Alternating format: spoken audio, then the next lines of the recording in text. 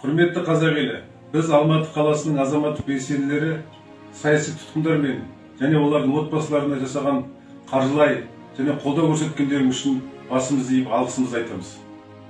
Сіздердің көмектеріңіздің арқасында саяси тұтқындарға қажет заттар алынып берілді. Олардың отбасыларына гуманитарлық көмек көрсетілді. Сіздердің қолдауларыңыз саяси тұтқындар мен олардың отбасыларына күш-қуат береді.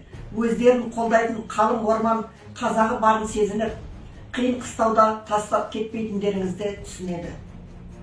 Біз сіздерден саяси тұтқындарға және олардың отбасыларына көмек көрсетуді жалғастыруларыңызды сұраймыз.